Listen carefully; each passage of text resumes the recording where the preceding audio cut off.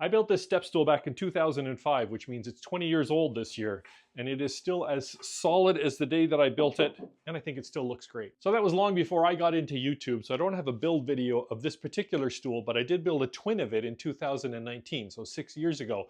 And I'll link to that video up here and down in the video description if you want to see a detailed step-by-step build video. Actually, one sec, let me put it on this turntable. It makes it a lot easier to get a look at it.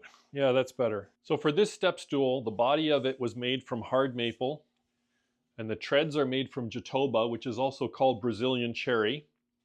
This wood was a lot more reddish when it was new, but it still has hints of red and burgundy in it. And regardless, I really think the contrast between the two woods looks really nice. The maple also has, well, it's gone a bit amber yellow over those 20 years, but it still looks really good. This lives at the end of the counter in our kitchen. It doesn't get used every day, but over the last 20 years, it's been used a lot. It's fairly heavy.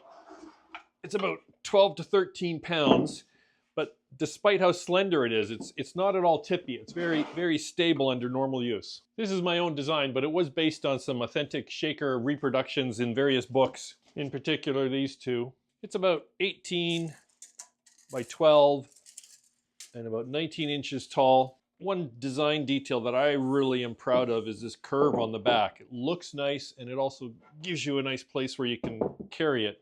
So one feature of this stool is that there's no metal in it anywhere. It's basically held together with glue and dowels, though there are a couple of biscuits also.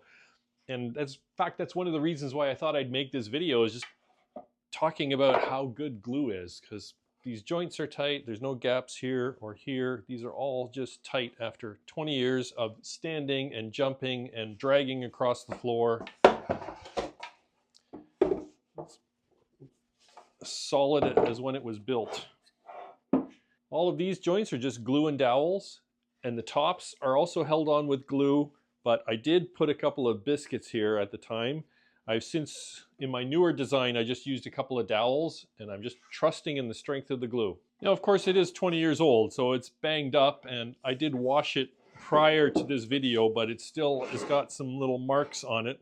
In fact, if you come in here, you can see on the corner that a chunk got knocked off at one point. Here on the lower tread, something must have gotten dropped, because that little white mark is noting a dent. But of course, it's 20 years old. I'd be surprised if there weren't some dings and marks from use. But the point is that it's still strong and holding up. So the finish is held up pretty good, but I thought this would be a good opportunity to just freshen it up. And fortunately, I'd written down what I used all those years ago, and it's something called circa 1850 tongue-and-teak. This is available in the US, but it's not really common. This is fairly easy to find in Canada. So if you were building a stool like this in the States, you might want to look at something like a Waterlocks or a Danish oil. That's sort of the same kind of oil finish. Now, I did wash it earlier, so I'm just going to go over it now with some 320 sandpaper to lightly just scuff the surface. And yeah, if there's any spots like here where this white stain is, I'm going to try to get that out. Afterwards, we'll just wipe off the dust to make sure it's a clean surface. Kind of like the Danish oil, this is a wipe on and then wipe off oil. Let it soak for 10 minutes. Making the jatoba darken up a little bit nicely. And after a little over 24 hours of curing, this is what I've got. It's a nicely freshened up finish, which still shows all the dings and patina of age. If I wanted a pristine finish, I'd have to sand it back to bare wood and start from scratch, but I don't want to do that. I want to keep the dings and patina that we've earned over 20 years of use. If you're maybe interested in building your own version of this step stool, I do have a detailed set of plans available on my website, which I think would go well with that step-by-step build video that I referenced earlier.